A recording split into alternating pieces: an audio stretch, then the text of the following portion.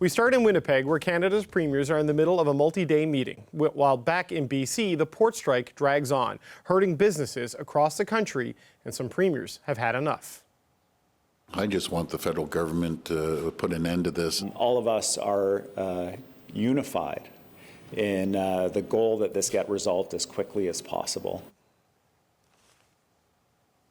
Premier Scott Moe joins me now. Premier, welcome back to the show. Hey, thank you so much, David. Pleasure to be here. You say you want the federal government to act now to end this port strike. What exactly are you asking Ottawa to do? Well, listen, we do need some intervention here, as we are losing across Canada about $500 million to estimated $750 million in trade and export to value each and every day. About 20% of what travels through the Port of Vancouver comes from our province of Saskatchewan, and about 40% of what we produce actually goes through that port. So it's imperative that we have access and that port functioning. And so I understand the federal government has put mediators in place, and I credit them for that, but I think they also need to prepare ultimately to use all of the tools that they have available to them to ensure that this strike is not ongoing, as the costs are just too great to Canadians from coast to coast to coast, essentially. All the tools that are available to them. I mean, Seamus O'Regan, the Labour Minister, is there trying to prod talks along. The mediators are there, as you said. This sounds like you're calling for back-to-work legislation. Is that the demand that you're making today, Premier?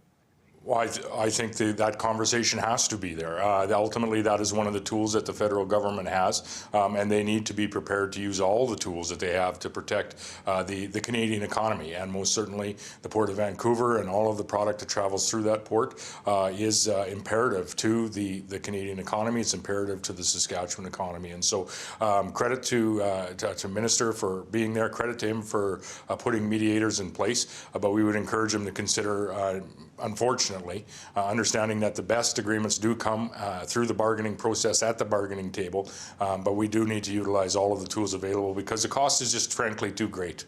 Just walk me through how it's affecting Saskatchewan. As you said, 40% of what you produce is exported through that port. So what's that look like on the ground now that this is into its second full week?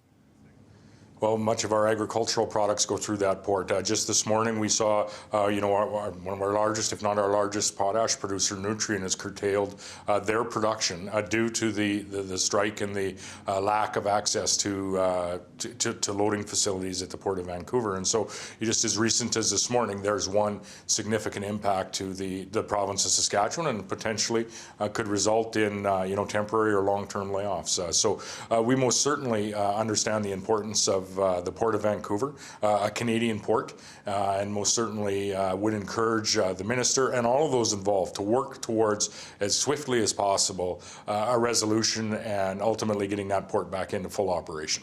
The port workers there, they're striking apart over contract outsourcing, cost of living increases, and we've seen this new study coming out saying that the 5 major shipping companies, who are all members of the BC Maritime Employers Association, made a combined profit of more than $100 billion US last year alone. With those sorts of profits, Premier, the companies seem to have the money to settle this if they wanted to, don't you think? Significant investments going in to their production facilities as well. If we look at the investments of the potash industry in Saskatchewan, well over $20 billion over the last number of years. Some of our, the largest mine in the world is in operation there today. The largest, an even larger mine is under construction.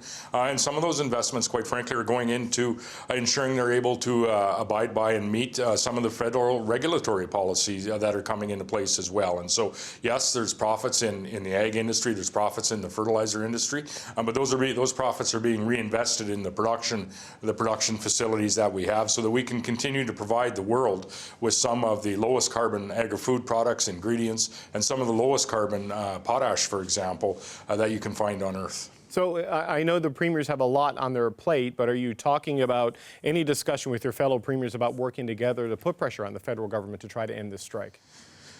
Certainly, we're having discussions around what the impacts of this strike are, and they're far and wide, not just to Saskatchewan, but Saskatchewan is a significant user of the Port of Vancouver, but there's impacts in Ontario. There's impacts in many of the other provinces from coast to coast, essentially, in the nation. And so the best agreements most certainly do come through the bargaining process at the bargaining table, and so we encourage all of those involved to work feverishly and work ambitiously towards towards that to an agreement so that port can become operational again. But we also encourage the federal government that to consider ultimately and maybe unfortunately utilizing all of the tools that they have at their disposal.